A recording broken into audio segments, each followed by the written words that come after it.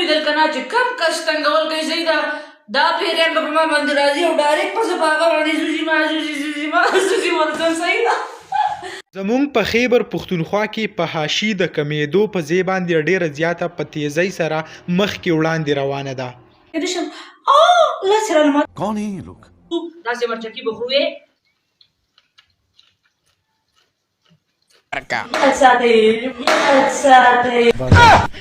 که تاسو وګورئ د نن نه یو څو میاشتې مخکې یو څو کاله به موږ وایو خو اوس هم شته علي شاه د هغې کومه مور چې وه د دې نه علاوه پلار چې و کومه فحاشي چې شروع شوه هغه به ستاسو وړاندې وي اوس هم جاري ده چا پې څه قسمه اکشن وانغستو داسې هغه روانه ده. د دې نه علاوه که موږ اقبال پلازې ته وګورو پېښور کې چې هغه کومه ده په هغې کې چې څه کېږي نو هغه هم ستاسو وړاندې روانه ده. مختلف کم بازارونو کې چې څه روان دي هغه د حکومت سره د ټولو خلکو هغه د سترګو وړاندې دي یعنی د چا نه څه پټ پناه نه دي خو خلکو پې هغه ځان غلی کړی دی ځان یې پې شپېلی کړی دی او څوک یې په ډډه باندې نه اړوي. په نننۍ ویډیو کې به مونږ خبره کوو د پری خان کومه چې اوس راوتې ده او هغې هم د فحاشۍ خورولو دپاره کم کوشش چې شروع کړی دی هغه به هم تاسو ګورئ.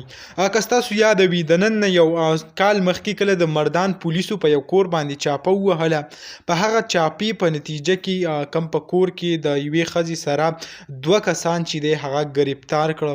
هغه ګرفتار کېدو په وخت باندې بیا هغه وویل پولیسو کومه وینا چې وه چې آیا وتښتېده نو چې دا وتښتې د دې سره مونږ یوه ښځه ګرفتار کړه. ښځه چې بیا کله سوشل میډیا طرف ته راله نو هغه پری خان وه. بیا پری خان داسې چل وکړو لاړه په ژړا شوه او ژړاګانې شروع کړې چې آیا دا څه چې شوي دي ما نه دي کړي او مختلف داسې شیونه یې وکړل.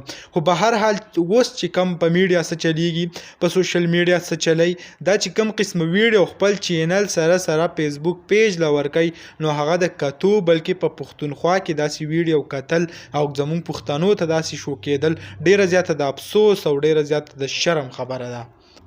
یعنی که د بهر ملک یو کس ولګي او داسې د پښتونخوا داسې ویډیو ورکړي هسې تاسو که سوچ وکئ که بوم تاسو ورکئ نو د بوم اپریدي نه مخکې هم بوم پری خان رالي دونه ډیره زیاته سرچ کېږي.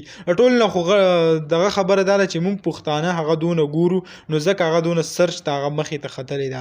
ډیره زیاته د افسوس شرم خبره ده. حکومت له دا پکار دي چې د دې خلاف اکشن والي او داسې قسمه کم فحاشي ښځې چې دي هغه د دې خیبر پښتونخوا نه هغه ختمې کړي. دغه ویډیو و دغه معلوماتو تاسو سره شریک کړه. امید لرم ویډیو به خوښه شوي که ویډیو خوښه شوي ویډیو لایک کړئ او که زموږ په چینل نوي چینل سبسکرایب کړئ داسې نورو ویډیوګانو دپاره.